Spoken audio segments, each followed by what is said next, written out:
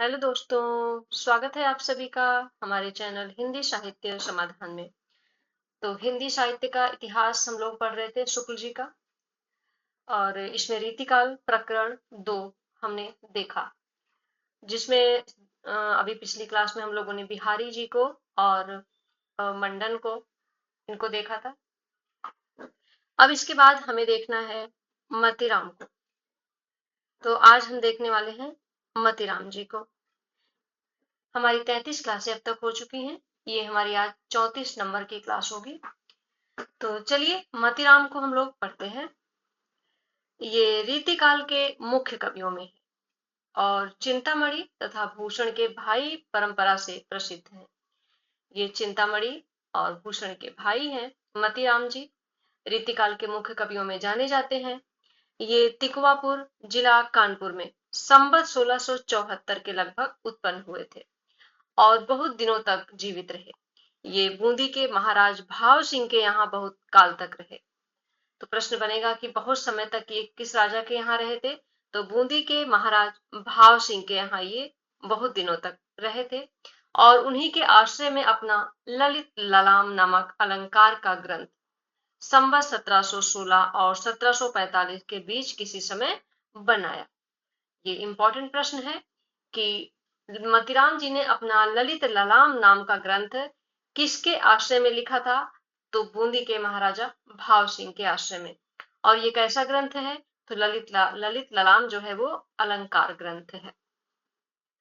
इनका छंदसार नामक पिंगल ग्रंथ महाराज शंभुनाथ सोलंकी को समर्पित है। मतीराम का जो छंदसार नामक पिंगल ग्रंथ है, छंद से संबंधित ग्रंथ है ये, और ये किसको समर्पित है? तो ये शंभुनाथ सोलंकी को समर्पित है। इनका परम मनोहर ग्रंथ रसराज किसी को समर्पित नहीं है, ये स्वतंत्र लिखा गया है। इनका जो रसराज है वो किसी को भी समर्पित नहीं है। तो इसको शुक्ल जी क्या कह रहे हैं? अगर ये भी प्रश्न बन सकता है कि मतीराम जी का कौन सा ऐसा ग्रंथ है जो परम मनोहर ग्रंथ कहा है जिसको शुक्ल जी ने? तो वो है रसराज। इनके अतिरिक्त इनके दो ग्रंथ और हैं, साहित्य सार और लक्षण श्रृंगार। साहित्य सार और लक्षण श्रृंगार, ये दो ग्रंथ भी मतीराम के हैं।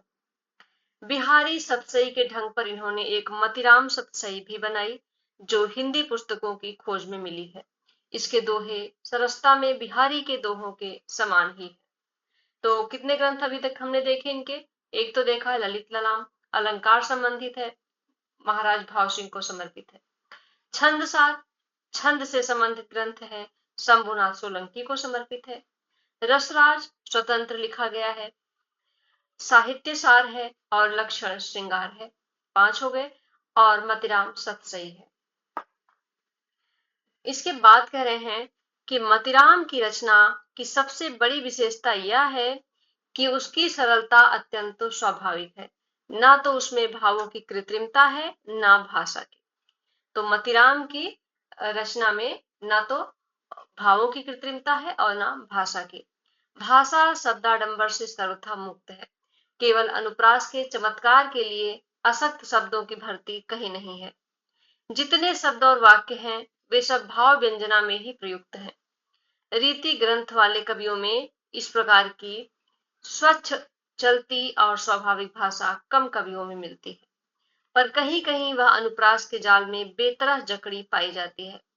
सारांश यह है कि मतीराम किसी रस स्निग्ध और प्रसाद पूर्ण भाषा रीति का अनुसरण करने वालों में बहुत ही कम मिलती है। ये इंपॉर्टेंट कथन है शुक्ल जी का। शुक्ल जी कह रहे हैं कि मतीराम किसी रस स्निग्ध और प्रसाद पूर्ण भाषा रीति का अनुसरण करने वालों में बहुत ही कम मिलती है। भाषा के ही समान मतीराम के न तो भाव कृत्रिम है और न उनके व्यंजक व्यापार और चेष्टाएं। भावों को आसमान पर चढ़ाने और दूर की कौड़ी लाने के फेर में ये नहीं पड़े। कौन? मतीराम। भावों को आसमान पर चढ़ाने और दूर की कौड़ी लाने के फेर में ये नहीं पड़े हैं। नायिका के विरह ताप को लेकर बिहारी के समान मजाक इन्होंने नहीं किया है। पूछे कि शुक्ल जी ने किसके लिए कहा है? तो ये मतीराम के लिए कहा है। कि नायिका के विरहताप को लेकर बिहारी के समान मजाक इन्होंने नहीं किया है। इनके भाव व्यंजक व्यापारों की श्रृंखला सीधी और सरल है, बिहारी के समान चक्करदार नहीं। इनके भाव व्यंजक व्यापारों की श्रृंखला सीधी और सरल है, बिहारी के समान चक्करदार नहीं। वचन वक्रता भी इन्हें बहुत पसंद न थी। जिस प्रकार शब्द वैचित्र को ये वास्तविक काव्य से पृथक वस्तु मानते थे, उसी प्रकार ख्याल की झूठी बारीकी को। इनका सच्चा कवि हृदय था। किसके लिए कह रहे हैं शुक्ल जी? तो मतीराम के लिए ये कह रहे हैं कि इनका सच्चा कवि हृदय था। ये यदि समय की प्रथा के अनुसार रीति की बंधी लीकों पर चलने के लिए विवश ना होते, अपनी स्वाभाविक प्रेरणा के अनुसार चलने पाते, तो और भी स्वाभाविक और सच्ची भाव विभूति दिखाते, इसमें कोई संदेह नहीं। भारतीय जीवन से छांट कर लिए हुए इनके मर्म स्पर्शी चित्रों में जो भाव भरे हैं, वे समान रूप से सबकी अनुभूति के अंग हैं। रसराज और ललित ललाम, मतीराम के ये दो ग्रंथ बहुत प्रसिद्ध हैं। शुक्ल जी इन दोनों को बता रहे हैं कि ये दो ग्रंथ मतीराम के बहुत प्रसिद्ध हैं, क्योंकि रस और अलंकार की शिक्षा में इनका उपयोग बराबर होता चला आया है। वास्तव में अपने विषय के ये अनुपम ग्रंथ हैं। रसराज और ललित ललाम को कह रहे हैं कि वास्तव में अपने विषय के ये अनुपम ग्रंथ हैं। उदाहरणों की रमणीयता से अनायास रसों और अलंकारों का अभ्यास होता चलता है। रसराज का तो कहना ही क्या है। ललित ललाम में भी अलंकारों के उदाहरण बहुत सरस और स्पष्ट हैं। इसी सरसता और स्पष्टता के कारण ये दोनों ग्रंथ इतने सर्वप्रिय रहे हैं।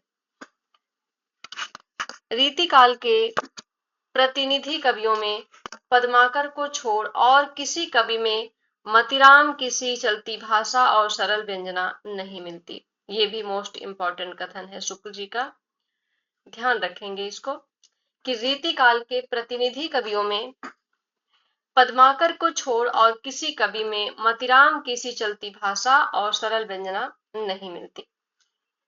बिहारी की प्रसिद्धि का कारण बहुत कुछ वाग वैदग्ध्य है। दूसरी बात यह है कि उन्होंने केवल दोहे कहे हैं, इससे उनमें वह नाद सौंदर्य नहीं आ सका है जो कवित्त सवैये की लय के द्वारा संगठित होता है। मतीराम के कविता के कुछ उदाहरण नीचे दिए जाते हैं। अब यहाँ पर मतीराम की कविता के कुछ उदाहरण दिए हैं, उनको देखते हैं। कुंदन को रंग फीको लगे, झलके अति अंगन चारु गोराई, आखिन में अलसानी चितौनी में मंजू बिलासन की सरसाई, को बिनु मोल बिकात नहीं, मतीराम लहै मुस्कान मिठाई, जो जो निहारिये नेरे हुए नैनन, त्यों त्यों खरी निकरे से निकाई, ज्यो ज्यो निहारिये नेरे हुए नैनन, त्यों त्यों खरी निकरे से निकाई, क्यों इन आखिन सो निहसंक है, मोहन को तन पानी पीजे, अनेक निहारे कलंक लगे, यही गांव बसे कहूँ कैसे के जीजे, होत रहे मन यो मतीराम, कहूँ बन जाए बड़ो तप कीजे, और वह बनमाल लिए लगिए, और वह मुरली अधरा रस पीजे। आगे है कि केली के राति अघाने नहीं, दिन ही में ललापुनी घात लगाई, प्यास लगी को पानी दे जइयो, भीतर बैठ के बात सुनाई, जेठ पठाई गई दुलही, हंसहेरी हरे मतीराम बुलाई, कान्ह के बोल पे कान्ह न दीनी, सुगेह की देहरी पे धरी आई, दो आनंद सो आंगन माझ विराजे, अषाढ़ की सांझ सुहाई, प्यारी के बूझत और तिया को अचानक, नाम लियो रसिकाई, आई उन्हें मुंह में हंसी, कोहु तिया पुनि चापसी भौं चढ़ाई, आखिन ते गिरे आंसुन के बूंद, सुहास गयो उड़ी हंस किनाई। फिर है कि सूबन को मेट दिल्ली देश दलिबे को चमू, सुभट समूह निसिवाकी उमहति है, कहे मतीराम ताहि रोकिबे को संगर में, काहू के न हिम्मत हिये में उलहती है, शत्रुसाल नंद के प्रताप की लपट, सब गर्भ गनीम बरगीन को दहती है, पति पात साह की इज्जत उम रावण की, राखी रैया राव भाव सिंह की रहती। तो ये तो थे मतीराम। अब आते हैं इनके भाई भूषण। तो भूषण जो थे ये वीर रस के प्रसिद्ध कवि थे, चिंतामणि और मतीराम के भाई थे। इनका जन्म काल संवत 1670 है। चित्रकूट के सोलंकी राजा रुद्र ने इन्हें कवि भूषण की उपाधि दी थी। तो भूषण को कवि भूषण की उपाधि देने वाले कौन थे? सोलंकी के राजा रुद्र। चित्रकूट के सोलंकी के राजा रुद्र थे, इन्होंने इनको कवि भूषण की उपाधि दी थी। तभी से ये भूषण के नाम से ही प्रसिद्ध हो गए। इनका असली नाम क्या था इसका पता नहीं। ये कई राजाओं के यहाँ रहे। अंत में इनके मन के अनुकूल आश्रयदाता, जो इनके वीर काव्य के नायक हुए, छत्रपति महाराज शिवाजी मिले। पन्ना के महाराज छत्रसाल के यहाँ भी इनका बड़ा मान हुआ। कहते हैं महाराज छत्रसाल ने इनकी पालकी में अपना कंधा लगाया था, जिस पर इन्होंने कहा था कि शिवा को बखानो की बखानो छत्रसाल को। पंक्ति पूछी जाती है किसकी है? भूषण की है। और इन्होंने छत्रसाल के विषय में कहा है कि शिवा को बखानो की बखानो छत्रसाल को। ऐसा प्रसिद्ध है कि इन्हें एक एक छंद पर शिवाजी से लाखों रुपए मिले। इनका परलोकवास संवत 1772 ईस्वी में, संवत 1772 विक्रमी में माना जाता है। रीतिकाल के भीतर श्रृंगार रस की ही प्रधानता रही। कुछ कवियों ने अपने आश्रयदाताओं की स्तुति में, उनके प्रताप आदि के प्रसंग में उनकी वीरता का भी थोड़ा बहुत वर्णन अवश्य किया है, पर वह शुष्क प्रथा पालन के रूप में ही होने के कारण ध्यान देने योग्य नहीं है। ऐसे वर्णनों के साथ जनता की हार्दिक सहानुभूति कभी नहीं हो सकती थी। पर भूषण ने जिन दो नायकों की कृति को अपने वीर काव्य का विषय बनाया, वे अन्याय दमन में तत्पर, हिंदू धर्म के संरक्षक, दो इतिहास प्रसिद्ध वीर थे। उनके प्रति भक्ति और सम्मान की प्रतिष्ठा हिंदू जनता के हृदय में उस समय भी थी और आगे भी बराबर बनी रही या बढ़ती गई। इसी से भूषण के वीर रस के उद्गार सारी जनता के हृदय की संपत्ति हुए। भूषण की कविता कवि कीर्ति संबंधी एक अविचल सत्य का दृष्टांत है। जिसकी रचना को जनता का हृदय स्वीकार करेगा, उस कवि की कीर्ति तब तक बराबर बनी रहेगी जब तक स्वीकृति बनी रहेगी। क्या संस्कृत साहित्य में, क्या हिंदी साहित्य में सहस्त्रों कवियों ने अपने आश्रयदाता राजाओं की प्रशंसा में ग्रंथ रचे, जिनका आज पता तक नहीं है। पुरानी वस्तु खोजने वालों को ही कभी कभी किसी राजा के पुस्तकालय में, कहीं किसी घर के कोने में उनमें से दो चार इधर उधर मिल जाती हैं। जिस भोज ने दान दे देकर अपनी इतनी तारीफ कराई, उसके चरित काव्य भी कवियों ने लिखे होंगे, पर उन्हें आज कौन जानता है। शिवाजी और छत्रसाल की वीरता के वर्णनों को कोई कवियों की झूठी खुशामद नहीं कह सकता। ये प्रश्न बन चुका है। कौन कहता है? शुक्ल जी कहते हैं कि शिवाजी और छत्रसाल की वीरता के वर्णनों को कोई कवियों की झूठी खुशामद नहीं कह सकता। वे आश्रयदाताओं की प्रशंसा की प्रथा के अनुसरण मात्र नहीं है। इन दो वीरों का जिस उत्साह के साथ सारी हिंदू जनता स्मरण करती है, उसी की व्यंजना भूषण ने की है। वे हिंदू जाति के प्रतिनिधि कवि हैं। कौन? भूषण। भूषण को शुक्ल जी कह रहे हैं कि वे हिंदू जाति के प्रतिनिधि कवि हैं। जैसा कि आरंभ में कहा गया है, शिवाजी के दरबार में पहुंचने के पहले वे और राजाओं के पास भी रहे।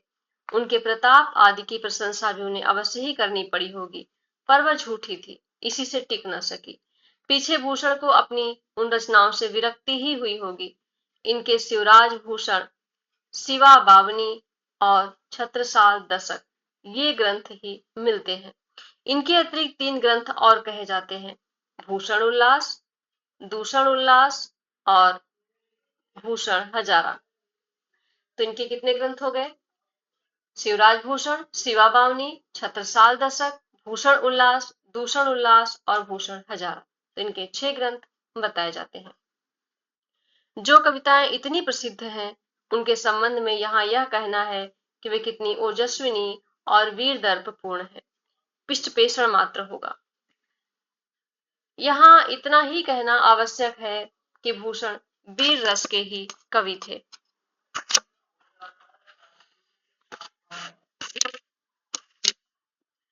इधर इनके दो चार कवित्व श्रृंगार के भी मिले हैं, पर वे गिनती के योग्य नहीं।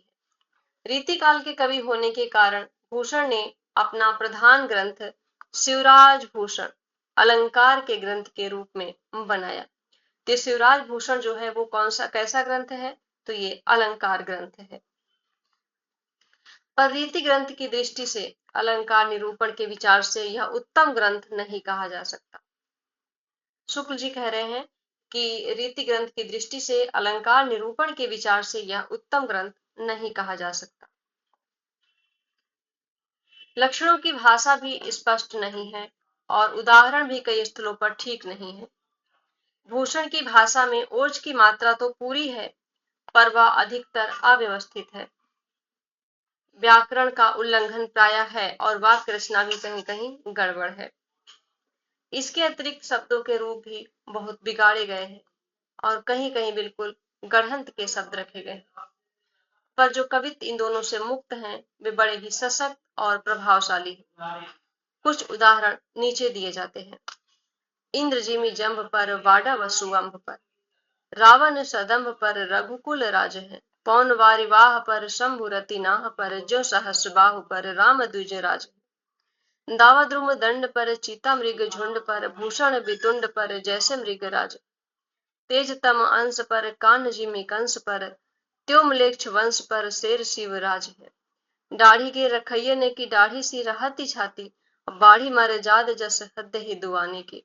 कढ़ी गई रैयत के मन की कसक, सब मिट गई ठसक तमाम तुर्काने की।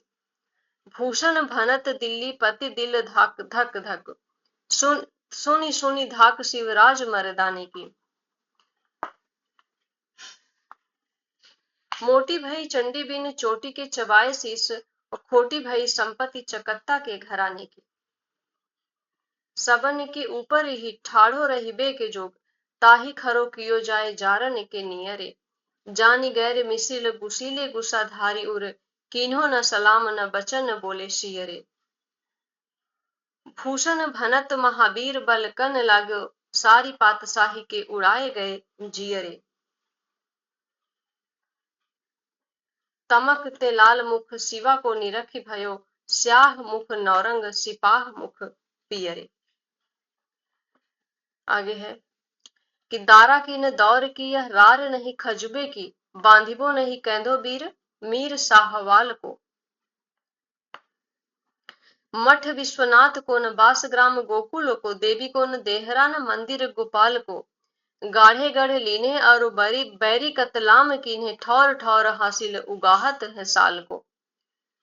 बूढ़ती है दिल्ली सो संहारे, क्यों न दिल्ली पति धाका आनी लाग्यो शिवराज महाकाल। तो थोड़ी थोड़ी पढ़ने में ऐसा लग रहा है कि ये वीर रस का इसमें प्रयोग हुआ है। इसी से पहचानने की कोशिश करेंगे कि ये भूषण की कविता है। चकित चकत्ता चौकी चौकी उठे बार बार, दिल्ली दहसती चित्ते चाहि कर सती है। बिलख ही बदन बिलखत विजयपुर पति, फिरत फिरंगिन की नारी फरकती है। थर थर कांपत कुतुब शाही गोलकुंडा, हाहरी हवस भूप भीर भरकती है। राजा शिवराज के नगारन की धाक सोनी, केते बादशाहन की छाती धारकती है। जिहि फन फूतकार उड़त पहाड़ भार, पूरम कठिन जनु कमल बिदली गो। विष जाल ज्वालामुखी लवलीन होत जिन, झारन चिकारी मद दिग्गज उगली को। किन्हो जिहि पान पय पान सो जहान कुल, कोलहु उछल जल सिंधु खल भली गो। खग खग राज महाराज शिवराज जुको, अखिल भुजंग मुगलदल निगली को। इसके बाद आते हैं कुलपति मिश्र। 8 नंबर पे कुलपति मिश्र को भी देख लेते हैं। ये आगरा के रहने वाले माथुर चौबे थे। कौन? कुलपति मिश्र। आगरा के रहने वाले माथुर चौबे कुलपति मिश्र, और ये महाकवि बिहारी के भांजे प्रसिद्ध हैं। तो ये महाकवि बिहारी के भांजे कौन थे? कुलपति मिश्र। इनके पिता का नाम परशुराम मिश्र था। पिता का नाम ध्यान रखेंगे, कुलपति मिश्र के पिता का नाम परशुराम मिश्र। कुलपति जी जयपुर के महाराज जय सिंह, जो बिहारी के आसेदाता थे, उनके पुत्र महाराज राम सिंह के दरबार में रहते थे। तो कुलपति जयसिंह के पुत्र थे महाराजा राम सिंह, उन्हीं के दरबार में ये रहा करते थे। इनके रस रहस्य का रचना काल कार्तिक कृष्ण 11 संवत 1727 है। अब तक इनका यही ग्रंथ प्रसिद्ध और प्रकाशित है। तो इनका केवल एक ही ग्रंथ है, कह रहे हैं कि यही एक ग्रंथ प्रसिद्ध और प्रकाशित है, पर खोज में इनके निम्नलिखित ग्रंथ और मिले हैं। द्रोण पर्व संवत 1737, युक्ति तरंगिणी 1743, नखशिख, संग्रहसार और गुण रस रहस्य। ध्यान रखेंगे इन रचनाओं को। बन सकता है प्रश्न कि नखशिख या संग्रहसार और गुण रस रहस्य किसकी रचना है, तो ये कुलपति मिश्र की है। संग्रहसार, गुण रस रहस्य तो पता है, गुण रस रहस्य भी कुलपति मिश्र की है। द्रोण पर्व, युक्ति तरंगिणी।